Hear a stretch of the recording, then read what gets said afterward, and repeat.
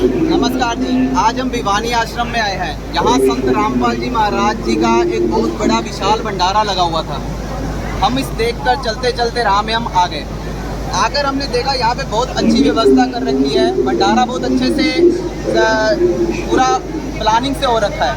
यहाँ पे सब चीज़ें प्लानिंग के हिसाब से हम देख रहे हैं। हम भक्तों को देख रहे हैं। यहाँ पे कुछ भगत है, संत रामपाल जी महाराज जी का जो भगत बोलते हैं, वो भगत कुछ ज्ञान की बातें हमें बताते हैं, पर मैं कृष्ण जी को सुपीरियर मानता हूँ। मेरा मानना है कि कृष्ण भगवान है, पर आज मुझे इनसे चलते चलते कुछ और ही सुनने को मिल रहा है। तो मैं इन भाई साहब से पूछना चाहूँगा कि क्या इनका मानना नहीं है कि कृष्ण भगवान है? आप भी हिंदू धर्म से होंगे पक्का? भाई साहब भी हिंदू धर्म से है, पर भाई साहब नहीं मानते कि कृष्ण भगवान है। तो भाई साहब, क्या कारण रहा कि कृष्ण भगवान नहीं? आप किसको भगवान मानते हैं, कृपया हमें बताने की चेष्टा करें। आप श्री कृष्ण जी को भगवान मानते हैं? बिल्कुल जी। लेकिन हम कहते हैं श्री कृष्ण जी भगवान हैं जरूर, लेकिन तीन लोग की, लेकिन कृष्ण से भी ऊपर कोई और भगवान है। स्वयं पिता जी का कृष्ण खुद मान रहा है मेरे से ऊपर कोई अन्य और है, उसकी शरण में जा। अगर आपको विश्वास नहीं है तो मैं गीता खोल के दिखाता हूँ। ये इन्होंने श्रीमद देवी भागवत गीता, मेरे घर में भी यही है वैसे, पर मैं एक बार पढ़ दूं कि ये जयदयाल गोविंद जी की है। ये साधारण भाषा ठीक सहित ये गीता प्रेस गोरखपुर से छपी होनी चाहिए। बिल्कुल गीता प्रेस गोरखपुर से छपी हुई है। पेज कोई एडिट मुझे लग नहीं रहा कि पेज कोई एडिटेड है, वैसे की वैसी है। ठीक है, आप बता सकते हैं। अब देखो जी, आप कह रहे हो श्री कृष्ण जी भगवान है, लेकिन गीता जी के अध्याय नंबर 18 का श्लोक नंबर 62 कह रहा है, क्या कह रहा है कि हे अर्जुन,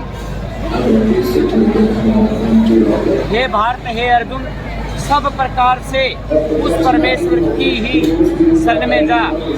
सब धर्मों का परित्याग करके उस परमेश्वर की शरण में जा। उस परमेश्वर की यानी कि परमात्मा और है, उसका अर्थ हो गया और परमात्मा की शरण में जा। उस परमात्मा की कृपा से तू परम शांति और सनातन परम पद को प्राप्त होगा। हाँ बिल्कुल, इसमें ये लिखा हुआ है, आप थोड़ा सा आगे करिए, कि ये लिखा हुआ है कि उस परमेश्वर की शरण में जाने को कह रहे हैं। तो इसका मतलब कोई और है। तो एक मैं और प्रश्न करना चाहता हूँ कि मैंने यहाँ देखा है, जैसा मैंने जाना है संत रामपाल जी महाराज जी के यहाँ पर आने के बाद मैंने कईयों से मिला, तो मुझे जानने को मिला कि संत रामपाल जी महाराज केवल एक परमेश्वर की भक्ति करवाते हैं। उनका कहना है कि किसी मंदिर में नहीं जाना, किसी गुरुद्वारे में नहीं जाना, कहीं मस्जिद, कहीं माई मसानी, शेर शीतला, कहीं पर नहीं जाना, और ना आपने किसी की पूजा करनी है, किसी इष्ट देव की, ना किसी परमात्मा को, अन्य परमात्मा को, जो कि कहते हैं कबीर साहिब परमात्मा है, उसके अन्य किसी परमात्मा को आपने श्रेष्ठ नहीं मानना है, उनकी पूजा नहीं करनी, उसका खंडन करते हैं। तीर्थ को एवं व्रत रखने को, इसका पूर्ण रूप से खंडन किया जाता है। तो क्या ये दुनिया जो करती आ रही है, पूर्ण रिवाज जो हमारे बने हुए हैं, रीति रिवाज बने हुए हैं, हमारे बुजुर्ग करे आ रहे हैं, क्या वो सब उस तत्व से अवगत नहीं थे? क्या उसको नहीं जानते थे, या कि वो एक भ्रम में पड़े हुए थे? तो इस चीज़ को कैसे हम समझ सके कि हम जो काम कर रहे हैं, हम जो पूजा कर रहे हैं, वो गलत है? तो इसके लिए आप क्या कहना चाहते हैं? सबसे पहले तो मैं बता दूंगा कि हमारे समाज में जो पूजा चल रही है ना, वो भ्रमित पूजा चल रही है। संत रामपाल जी महाराज एक पूर्ण परमात्मा की भक्ति करवाते हैं ना, तो उसके पीछे बहुत बड़ा कारण है। प्रमाण किस तरह बता सकते हैं? आप मंदिरों का, मस्जिदों का, गुरुद्वारा का बात कर रहे हैं, ऐसा नहीं है। आप कहते हैं कि संत रामपाल जी महाराज देवता भी छुपवाते हैं, ऐसा भी नहीं है। बिल्कुल जानने को मिला है देवता की पूजा बिल्कुल मना कर रखी है, ऐसा नहीं है भाई साहब। गीता जी के अध्याय नंबर 16 के श्लोक नंबर 23 में लिखा है, बता देता हूँ, प्रमाणित कर देता हूँ, ये रहा मेरे पास है। वैसे मैं बोल के बताऊंगा तो दुनिया माने या ना माने, आप मानो ना मानो भाई साहब, आप पढ़े लिखे हो, आपको पता भी है।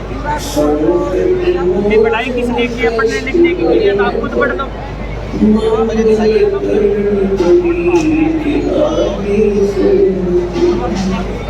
शास्त्र की विधि को त्याग करके जो आदमी अपनी इच्छा से मनमाना आचरण करता है, भाई साहब दिखा दो, इसको भी दिखा दो, आप पढ़ दो भाई साहब। हाँ जी। शास्त्र की विधि को त्याग करके जो आदमी मनमाना आचरण करता है, न तो उसको सिद्धि प्राप्त होती, ना उसकी गति होती, ना उसको सुख प्राप्त होता।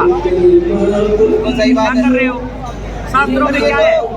ये तो बोला है कि मनमान आचरण करना ना, मनमान आचरण कौन करते हैं? सभी हमारे पूर्वजों ने जो बताया हुआ है हम उसके हिसाब से चलते हैं। हम कृष्ण जी को पूछते हैं, गीता का ज्ञान कृष्ण जी ने दिया है, गीता इसलिए कृष्ण जी को पूछते हैं। गीता क्या कह रही है? गीता ये कह रही है, इसे है अर्जुन तेरे लिए क्या करना चाहिए और क्या नहीं करना चाहिए, शास्त्र ही प्रमाण है। आज तक किसी ने खोल के बताया नहीं है।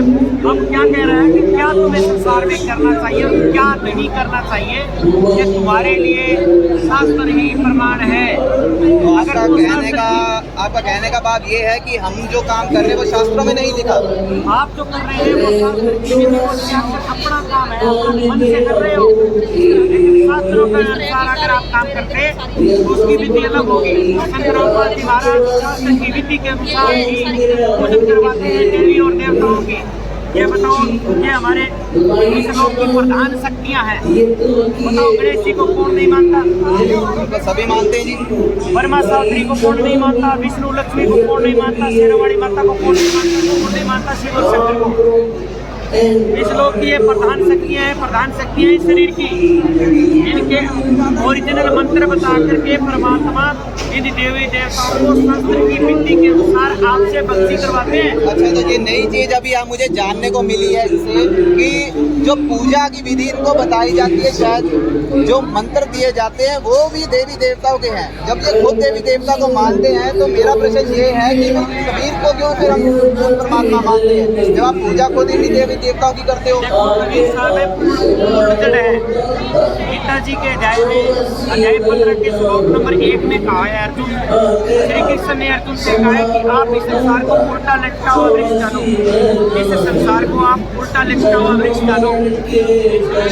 इसका तना कौन है, इसकी शाखा कौन है, इसकी टहनियाँ कौन है, इसके पत्ते कौन है, इसका जो भेद बताएगा वो तो तत्वदर्शी संत होगा। जो मेन पेड़ है वो जड़ क्या है, किसी पेड़ की जड़ तो होगी, आप मानते होंगे। तो अर्जुन श्री कृष्ण ने अर्जुन को ये कहा कि आप इस संसार को उल्टा लटका वृक्ष जानो जिसकी जड़ भी है, और जिस जड़ में पानी डाला जाता है वो पेड़ डाला होता है। और आप कहाँ डाल रहे हो पानी? आप पूजा किसकी कर रहे हो? टहनियों की।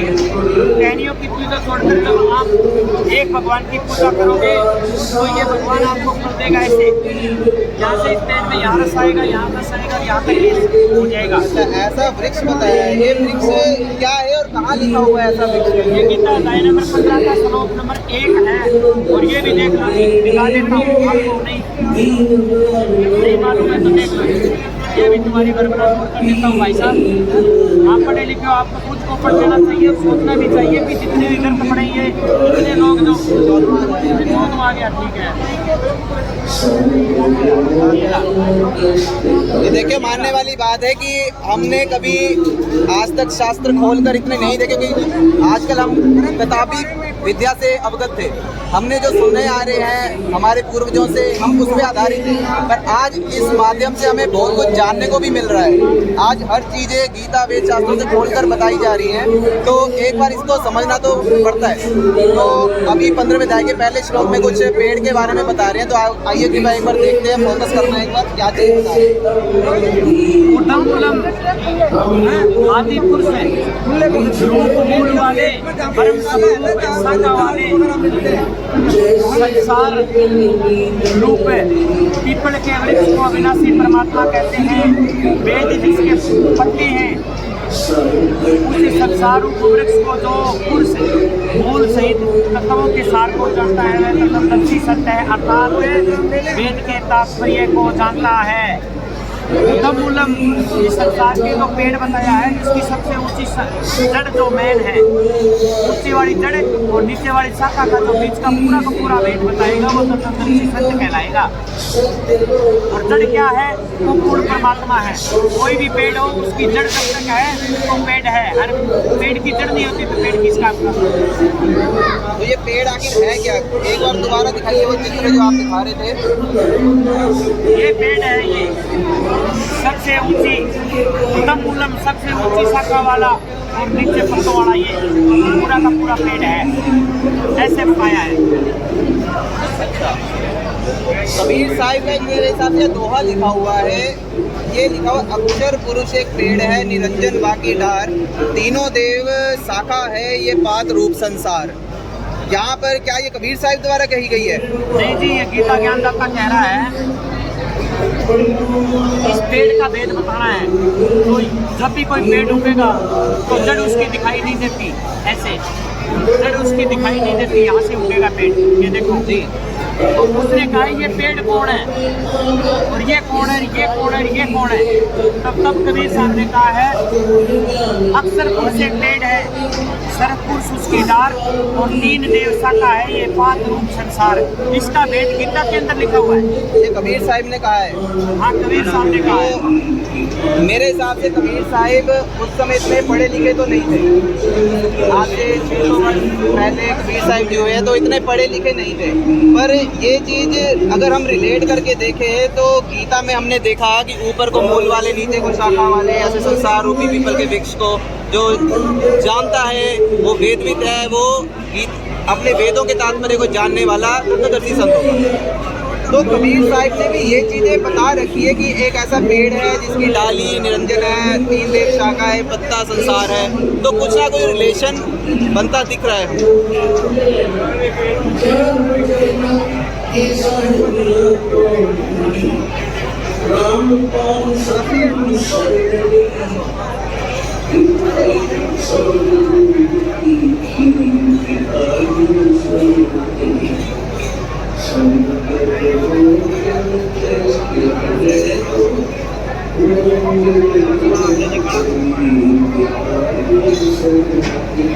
ये देखो, जब ये धरती से उत्पन्न होता है ना पेड़, उन्होंने कहा है अक्सर पुरुष एक पेड़ है। इस संसार में सर्वपुरुष और अक्सर पुरुष दो पेड़ है, तो भगवान बताए हैं। अक्सर पुरुष एक पेड़ है, सर्वपुरुष उसकी डार, ये सर्वपुरुष है और ये अक्सर पुरुष है। ये देखो सर्वपुरुष अक्सर पुरुष एक पेड़ है। यहाँ देखो अक्सर पुरुष एक पेड़ है, सर्वपुरुष उसकी डार, तीन देवा शाखा है। तीन देवा शाखा, तीन देव कौन है? रजगुण ब्रह्मा, सतगुण विष्णु, तमगुण शिव जी, और ये पांच रूप संसार है। लेकिन उत्तम पुरुष तो अन्य है, ये जो जड़ है ये कोई और है, ये है वो उत्तम पुरुष, ये है कबीर भगवान। अच्छा, तो इससे काफ़ी ज़्यादा क्लियर हो गया आपको कि कबीर जी ने अक्षर पुरुष के बारे में यहाँ जिक्र किया है, और वो गीता में भी अक्षर पुरुष का जिक्र हुआ है। कबीर जी को उस टाइम बिल्कुल भी पढ़े लिखे, क्योंकि बहुत नीच जाति से उत्पन्न हुए धनक थे कबीर जी, तो उस टाइम पढ़ने लिखने का कोई वो नहीं था। पर फिर भी कबीर साहिब जी ने अक्षर पुरुष जी का जिक्र किया, जो कि गीता जी में भी अभी हमें रिलेट होकर मिला है। तो मेरा अब एक प्रश्न और उत्पन्न होता है, आप बार बार गीता ज्ञानदाता कर रहे हैं, क्या आप नहीं मानते कृष्ण जी गीता ज्ञानदाता है? आप कृष्ण जी कहिए सीधा। आपके मुताबिक आप मेरे से क्या पूछ रहे हो भी गीता का ज्ञान है श्री कृष्ण जी ने बोला है, आप ये बोल। बिल्कुल, और मैं कहता हूँ श्री कृष्ण जी ने गीता का ज्ञान नहीं बोला है। अरे हर पसंद होते, ये तो हम नया ही चीज़ सुन लिया आज कि कृष्ण जी ने गीता का ज्ञान नहीं बोला। तो क्या या तो ये आपको ज्ञान नहीं है, या तो आपको ऐसा ज्ञान है जो हमें ज्ञान नहीं है।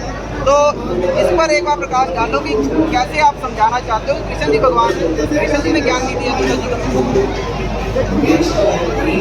गीता काल के अंदर जब महाभारत का युद्ध के अंदर जब गीता जी का ज्ञान हो रहा था, तब श्री कृष्ण के त्रिकाल प्रवेश करके अपना दिव्य रूप दिखाया था। तो श्री कृष्ण ने अर्जुन ने श्री कृष्ण ने पूछा था कि हे महाभाव आप कौन हो? श्री कृष्ण जी अर्जुन के साथ हमेशा रहते थे, मित्र थे, पहले थे। अपने मित्र को मित्र क्या पूछेगा तुम कौन हो? तो वो उसने अपना रूप दिखाया ना, तो उसका साबित करता हूँ मैं। गीता जाए 11 का श्लोक नंबर 32 से, और ना बचे तो ये लोग गीता उठाओ।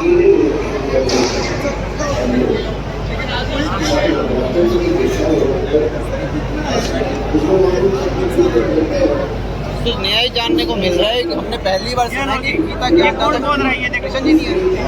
अच्छा, ये क्या कह रहा है? ये हम गीता अध्याय 11 श्लोक नंबर है 32वां। इसमें लिखा है लोकक्षय कृति, मतलब लोगों का नाश करने वाला बड़ा हुआ महाकाल हूँ। इस समय इन लोगों को नष्ट करने के लिए प्रवृत्त हुआ हूँ। इसलिए जो प्रतिपक्षियों की सेना में स्थित योद्धा लोग हैं वे सब तेरे बिना भी नहीं रहेंगे, अर्थात तेरे युद्ध ना करने से भी इन सब का नाश हो जाएगा। ये क्या कह रहा है? हे अर्जुन, मैं बड़ा हुआ काल हूँ। आई एम नॉट कृष्ण, मैं कृष्ण नहीं हूँ, मैं बड़ा हुआ काल हूँ। इन लोगों का नाश करने के लिए अब परिवर्तित हुआ हूँ। जैसे कोई एक साधारण आदमी ने भूल पड़ जाता है, चला जाता है और वो कहता है मैं ऐसे करूँ वैसे करूँ, वो बोल रहा है कि आई एम नॉट कृष्ण, मैं बड़ा हुआ काल हूँ। अगर तू युद्ध करेगा तो भी इनको मारूंगा, अगर तू युद्ध नहीं करेगा तो भी इनको मारूंगा। मैं अब परिवर्तित हुआ हूँ, अर्थात इस लोगों का नाश करने के लिए आया हूँ। I am not Krishna. ये बात तो हमने सुनी है कि कृष्ण जी विष्णु जी का अवतार है। विष्णु जी सात्विक गुण के कारक माने जाते हैं। तो उनका अगर हम कर्म रिलेटेड देखे भी जाए तो विष्णु जी पालन पोषण का कर्म करते हैं। पर यहाँ पर हाँ, अगर शिव जी ने कहा होता कि मैं काल हूँ तो थोड़ा बहुत यहाँ पे इनको डोमिनेंस कर सकते थे। पर अभी थोड़ा सा मुझे भी सोच विचार में पढ़ना पड़ रहा है, क्योंकि इसमें साफ लिखा हुआ है कि वो बोला जा रहा है गीता में कि वो बड़ा हुआ काल है। तो बड़ा हुआ काल मतलब यहाँ पे किसी काल की चर्चा हो रही है। काल क्या है, मुझे अब इनसे समझना पड़ेगा कि आखिर ये काल क्या चीज़ है, कि काल किसको बोला जा रहा है। कृष्ण जी विष्णु जी काल नहीं हो सकते, शिव जी हो सकते हैं। माना कि शिव जी, पर कृष्ण जी शिव जी का अवतार नहीं थे, पर विष्णु जी का अवतार थे। विष्णु जी काल किस तरह से हम रिलेट कर सकते हैं? यहाँ से ये ज्ञान किसने बोला? आखिर इस पर एक बार विचार करिए, ज्ञान किसने बोला है इसके बारे में हमें बताइए। ये काल जो है ये ब्रह्मा विष्णु महेश के पिता हैं, अर्जुन का इनकी माता है। ये भी गीता जी के अंदर लिखा हुआ है। तो इनके भी माता पिता है, ब्रह्मा विष्णु महेश के भी माता पिता है। और ये जो काल, तो दोस्तों आज मुझे बहुत कुछ जानने को मिला है इस ज्ञान चर्चा जो हमारी और भगत जी के बीच में हुई है। मैंने आज कई चीज़ें देखी, मुझे पता लगा है वास्तव में कि गीता का ज्ञान दाता कृष्ण जी के अलावा भी बहुत कुछ और बताया गया उस ज्ञान चर्चा में। उन्होंने हर हाल में अपना डोमिनेंस बनाए रखा है इसको बताने के लिए कि हाँ वास्तव में उनकी ओर से जो कबीर परमात्मा का जिक्र हुआ है वास्तव में वो है। पर फिलहाल उनके पास भी इतना समय नहीं, भीड़ बहुत ज़्यादा, आप देख सकते हैं भीड़ इतनी ज़्यादा मात्रा में यहाँ पर है कि उनको भी उस ज्ञान को अर्पित करना है। तो मैंने उनसे जाना है। पर मेरे एक भाई साहब जिन्होंने कहा कि संत रामपाल जी महाराज जी जिन्होंने ये ज्ञान बताया है, शास्त्रों के प्रमाण करके उन्होंने बताया है, पूरे टीवी पर पूरे चैनलों पर उन्होंने सबको ललकार कर बोला है कि भाई कबीर परमात्मा है। तो ये बोला देना चाहते हैं, किताब में उन्होंने वो चीज़ें अपनी अर्जित की है। तो आप क्या बताएंगे किताब? ये थैंक यू। गीता तेरा ज्ञान वेदों के अनुसार प्रमाण से साथ दिया गया है और जो भी गीता है इसमें श्लोक दिए गए हैं, गीता के 7 श्लोक बताए गए हैं। वास्तव में इसके अंदर गीता जी का संपूर्ण ज्ञान जो संत रामपाल जी ने महाराज जी ने बताया है हमको, जो हमने अभी ज्ञान चर्चा में भी कहीं कुछ जानने को मिला, वो सब इसमें। तो ये गीता तेरा ज्ञान अमृत मैं अभी इसमें 2, 3, 4 पन्ने खोलकर देखे हैं। तो वास्तव में इसके अंदर वो सब ज्ञान है जो अभी हमने इधर से जाना। और केवल उतना नहीं, और भी बहुत कुछ प्रमाण से ही दे रखा है। सबसे बड़ी बात यह है कि इसमें सब पुराणों से वेदों से प्रमाणित करके भी दे रखा है। केवल गीता नहीं, गीता का भी प्रमाण उन्होंने वेदों शास्त्रों से भी अलग करके दे रखा है। बहुत अच्छी किताब मुझे लगी। मेरे हिसाब से आपको ये किताब एक बार मंगवा के जरूर पढ़नी चाहिए। तो ये किताब अगर मैं भाई साहब से पूछना चाहूँ, मुझे तो इन्होंने दे दी, पर हमारे दर्शकों तक ये किताब पहुँच सके उसके लिए ये किताब को कैसे मंगवाएंगे? गीता तेरा ज्ञान ऑनलाइन मंगा सकते हैं। संत रामपाल जी महाराज के द्वारा बनाई जा सकती है, इसका मेरा क्या तो संत रामपाल जी महाराज जी का कहना है एक साइट भी है यहाँ पर, वैसे पहले पृष्ठ पर भी इन्होंने दे रखा है, ये आप नीचे देखेंगे, ये जगत गुरु ये जगत गुरु rampalji.org करके एक वेबसाइट है, यहाँ पर इनका कहना है वहाँ पर से हम ऑर्डर कर सकते हैं इस किताब को। तो बहुत अच्छा है, आप सब दर्शक मेरे लोग, आप सबसे कर जोत निवेदन है कि आप इस किताब को एक बार जरूर आप भी पढ़ना। मेरा मानना है संत रामपाल जी महाराज जी का ज्ञान बहुत अलग है और बहुत सटीक है, हम निरुत्तर है उनके ज्ञान के आगे। तो कोई भी हमारे समाज के किसी भी भ्रमित न होना कि संत रामपाल जी महाराज जेल में है क्या है, आप एक बार ज्ञान को पढ़ के, क्योंकि ज्ञान आधार देखेंगे ना तो इनका डोमिनेंस सबसे ऊपर है।